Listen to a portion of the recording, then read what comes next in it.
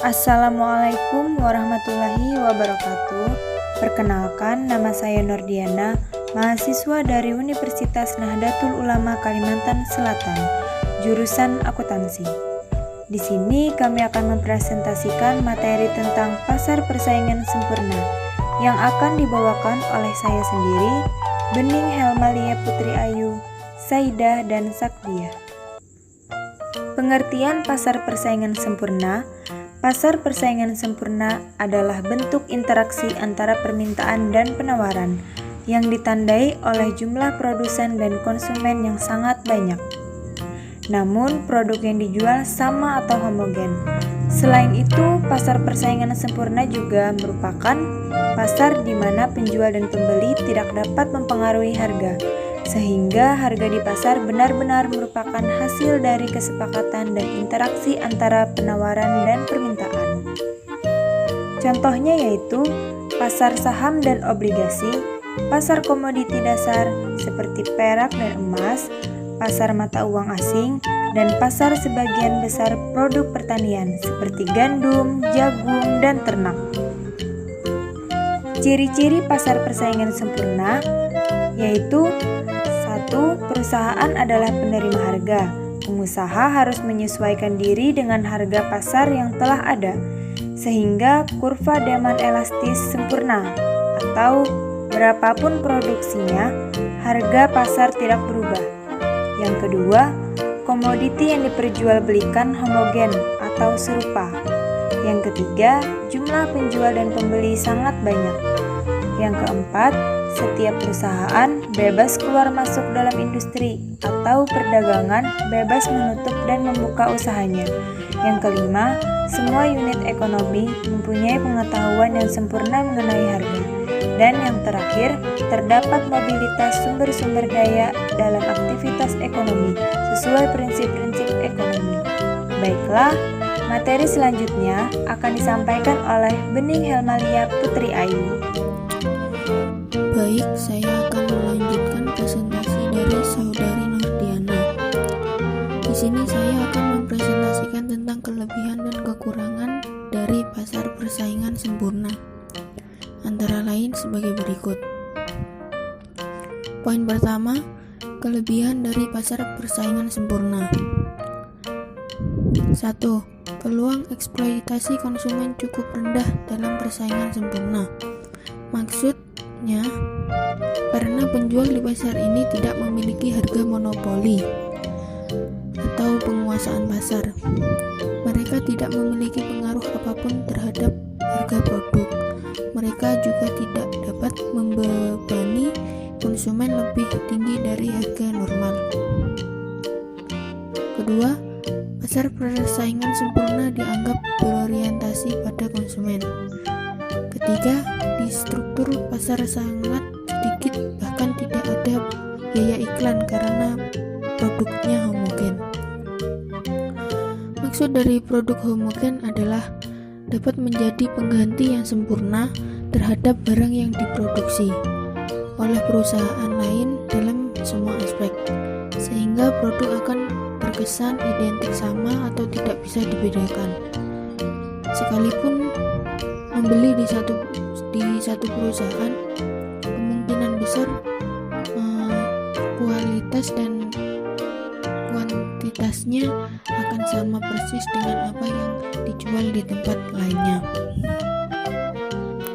Yang keempat, tidak perlu mengeluarkan banyak uang untuk iklan. Hal ini terjadi karena penjual di pasar ini tidak memiliki harga monopoli atau penguasaan pasar. Pasar persaingan sempurna tidak perlu mengeluarkan banyak uang untuk kepentingan iklan, karena penjualan akan tetap terjadi otomatis jika perusahaan menentukan harga yang lebih rendah ketimbang pesaing. Poin kedua, kekurangan dari pasar persaingan sempurna. Pertama, penjual tidak mendapatkan motivasi apapun untuk menghadirkan inovasi atau menyertakan fitur tambahan dalam produk. Hal ini terjadi karena penjual tidak bisa dikenai biaya tambahan untuk fitur tambahan tersebut. kedua, pekerja cenderung menerima upah atau gaji yang rendah. Ketiga, pembeli cenderung mengalami kesulitan dalam memilih barang atau jasa karena produk yang dijual cenderung sejenis dan kualitasnya sama. Keempat, seringkali ada ketidakseimbangan distribusi pendapatan dari masing-masing produsen. Hal ini dapat menyebabkan konflik keadilan. Demikian presentasi dari saya. Kelanjutan presentasi akan dilanjutkan oleh saudari. Competition. 1. Perfect competition. Produk yang dijual sama, banyak pembeli dan penjual, sehingga baik pembeli maupun penjual tidak dapat mempengaruhi harga.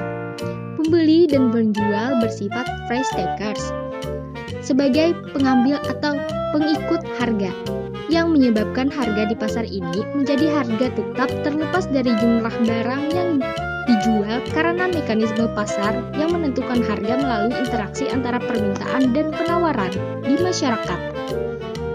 2. Monopoli. Hanya ada satu penjual mengatur harga.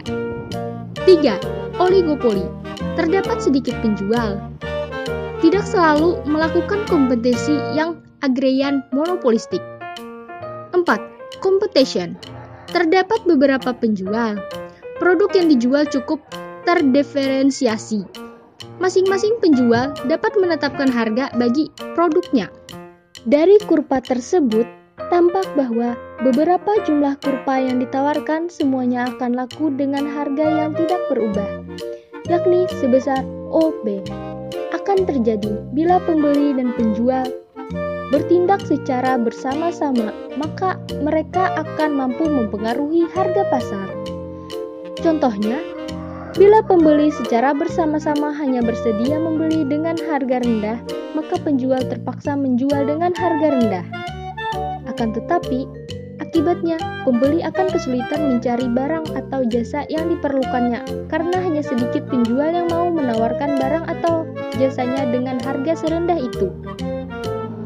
Dengan demikian, harga akan bertambah naik. Naiknya harga tertentu akan menambah penawaran, sehingga suatu saat pada harga tertentu, jumlah yang diminta sama dengan jumlah yang ditawarkan. Harga pada posisi ini disebut dengan istilah harga keseimbangan. Benar-benar merupakan hasil tarik-menarik antara permintaan dan penawaran. Dan bila digambarkan, kurva permintaan dan penawaran akan berbentuk normal. Equilibrium jangka panjang dan efisiensi ekonomi. 2. Syarat efisiensi atau asumsi tidak terjadinya kegagalan pasar. P sama dengan MC atau social marginal benefit sama dengan social marginal cost. P sama dengan minimum ATC.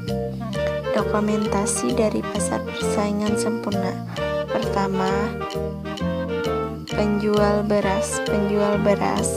Beras dihasilkan dari hasil pertanian padi yang dilakukan selama 6 bulan berturut-turut, ada juga sampai 1 tahun menunggu masa panennya beras.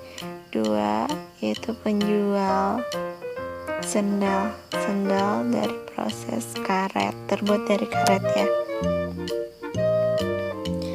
Ketiga, penjual ikan dihasilkan dari laut atau di air tawar, hasil budidaya ikan, pembibitan ikan, atau bisa juga hasil tangkapan langsung.